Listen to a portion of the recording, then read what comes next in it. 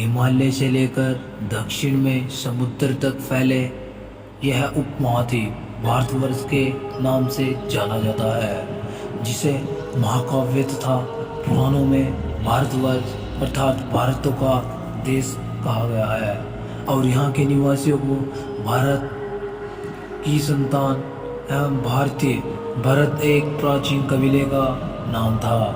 प्राचीन भारतीय अपने देश को जम्बूद्वीप अर्थात जम्बू जावन वृक्षों का द्वीप भी कहते थे। प्राचीन ईरानी इसे सिंधु नदी के नाम से जोड़ते थे, जिससे वे सिंधु न कहकर हिंदू कहते थे। यही नाम फिर पूरे विश्व में फैल गया, इसी नदी के नाम से जाने लगा। यूनानी से इंदे और अरबी से हिंद कहते थे। मध्यकाल में इस देश को हिंदुस्तान कहा जाने लगा। यह शब्द भी फारसी हिंदू से बना है।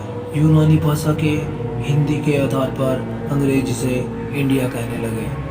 विंध्य की पर्वत श्रृंखला देश को पर्वत और दक्षिण दो भागों में विभाजित करती है। उत्तर में इंडो यूरोपीय परिवार की भाषा बोलने वाले की और दक्षिण में द्रविड़ परिवार की भाषा बोलने वाले का बहुमत है।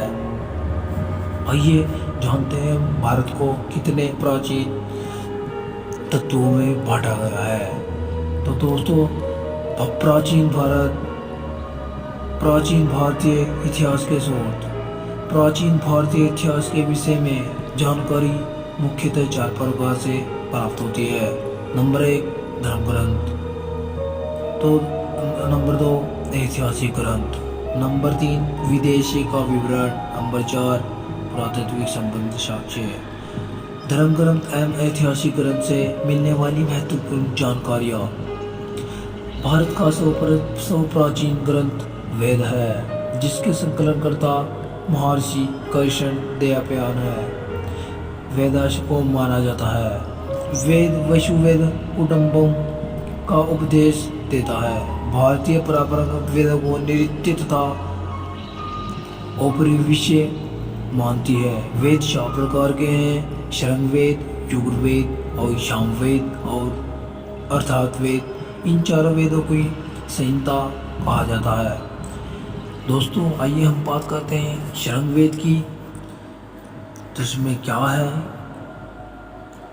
तो वीडियो करते हैं स्टार्ट। रचनाओं के क्रमबद्ध ज्ञान की श्रृंखला को शृंगवेद कहा जाता है।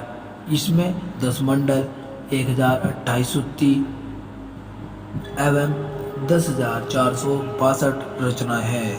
इस वेद के रचनाएं पढ़ने वाले ऋषि को हेतु कहते हैं। इस वेद में आर्य के राजनीतिक प्रणाली, इतिहास एवं ईश्वर की महिमा के बारे में जानकारी मिलती है। विश्वामित्र द्वारा रचित ऋग्वेद के 3 मंडल में सूर्य देवता शिवत्री को समर्पित प्रसिद्ध गायत्री मंत्र है। इसके 9 मंडल में देवता सोम का उल्लेख है। इसके 8वें मंडल की हस्तलिखित रचनाओं को खिल कहा जाता है। चतुर्वर्णीय समाज की कल्पना की आदि स्रोत ऋग्वेद के 10वें मंडल में वर्णित पुरुष सूक्त है, जिसके अनुसार 4 वर्ण ब्राह्मण, क्षत्रिय, वैश्य तथा शूद्र आदि पुरुष ब्रह्मा के क्रमशः मुख्य भुजाओं, जंगदाओं एवं चरणों से उत्पत्ति हुए। ऋग्वेद के कई परिच्छेदों में प्रयुक्त अध्ययन एवं शब्द गांस है। यजुर्वेद पाठ के लिए मंत्रों एवं बलि के समय अनुपालन के लिए नियम का संकलन यजुर्वेद कहलाता है, जिसके पाठ्यकर्ता को अद्वितीय कहते हैं। यजुर्वेद में यज्ञों के नियम एवं विधि विधानों का संकलन मिलता है। इसमें बलिदान विधि का वर्णन मिलता है। यह ऐसा वेद है जो गद एवं पद दोनों में है। तो दोस्तों, बात करते हैं सामवेद की। साम का शाब्दिक अर्थ है गान।